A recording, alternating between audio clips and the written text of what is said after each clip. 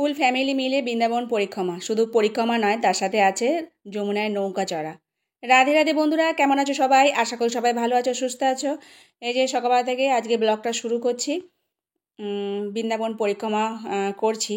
আর পরিক্রমার একটা বিশেষ মাহাত্ম্য আছে। যারা ভালো করে জব করতে পারে না বা ভালোভাবে ভক্তি করতে পারে না, তারা যদি প্রতিদিনই পরিক্রমা করে, তার একটা আলাদা ভক্তি জাগে আর ভক্তি বাড়েও। আর তার মাহাত্ম্যটা আরও বেশি যারা ভালোভাবে ভক্তি করতে না পারলে। তো প্রতিদিনই বৃন্দাবন পরিক্রমাটা প্রতিদিনই করা যায়। অনেকেই বৃন্দাবন পরিক্রমাটা রেগুলার করে। আর এটা হলো অনেক দিন আগের ভিডিও, যেটা আমি তোমাদের আগেও বলেছিলাম। বৃন্দাবনে যখন এসেছিলাম, তো বৃন্দাবনে যখনই আসি তখন বৃন্দাবনের এই দিকটাই ঘোরাফেরা করা হয়। আর যখন আবার রাধাকুণ্ডের দিকে থাকি তখন আবার ওই দিকটা ঘোরাফেরা হয়। তো এখানে এতই মন্দির আছে, দেখে শেষ করা যায় না। সেই জন্য যখনই আসবো বৃন্দাবনটাই থাকবো, আবার যখনই আসবো রাধাকুণ্ডের কাছে থাকবো, এরমভাবেই থাকা হয়। তো এই সাইডটা পুরো দেখা হয়, নইলে সব দিকে করতে গেলে কোনোটাই ঠিকমতো দেখা হবে না। মানে ছুঁয়ে ছুঁয়ে যেতে হবে, পুরোপুরিভাবে মানে থাকা যাবে না, সেই জন্য।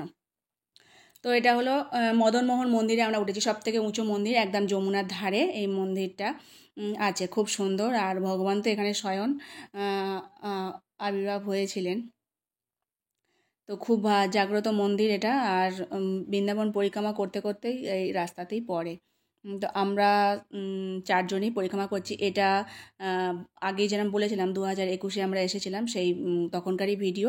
আর সবাই মিলে পরিক্রমা করেছিলাম।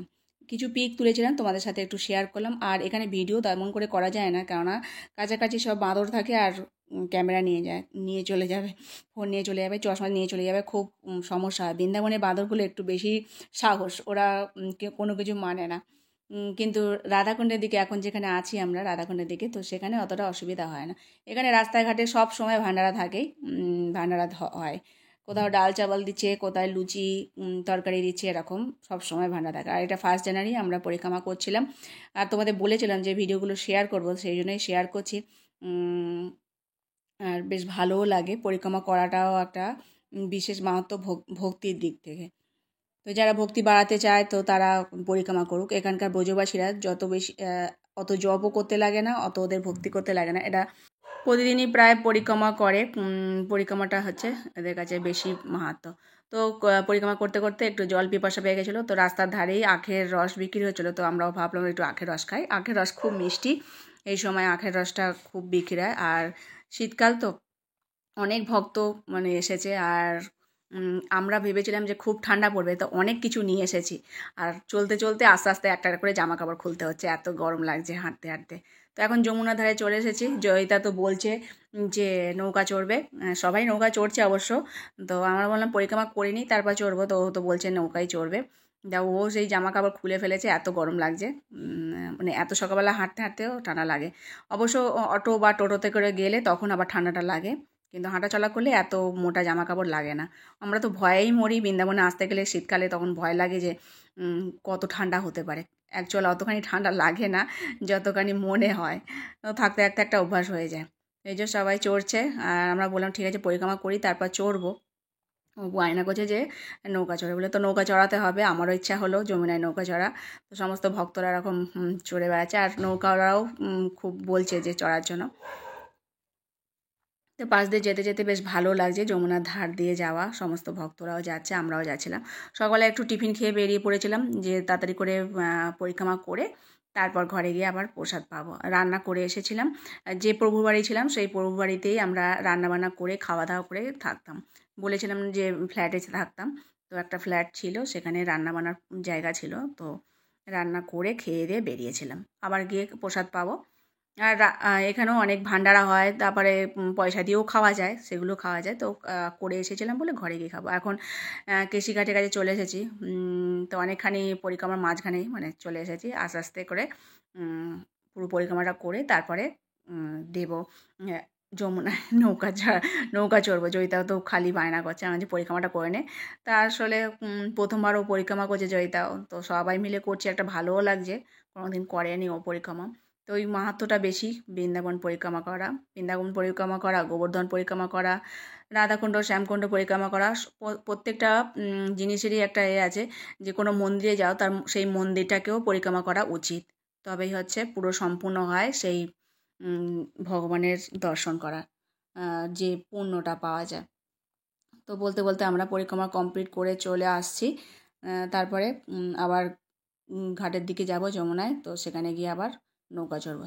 এই যে দাম দর করে উঠলাম। তখন কত আর নিল মনে হয়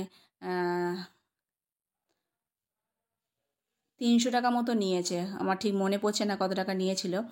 তো বেশিক্ষণ না, সামান্য একটুখানি যাবে, গিয়ে আবার চলে আসবে, যেরকম সবাই করছে। আবার পুরো প্রত্যেকটা ঘাট ঘোরাবার জন্য আলাদাভাবে নেয়, তো সেইগুলো আবার বেশি করে নেবে। তো আমরা খানিকক্ষণ মানে বসেছিলাম, মাঝখানটা নিয়ে গেছিলো, নিয়ে গিয়ে আবার ব্যাক করেছে। তো বেশ ভালোও লাগছে নৌকা চড়তে। আর যমুনার জল পুরো কালো।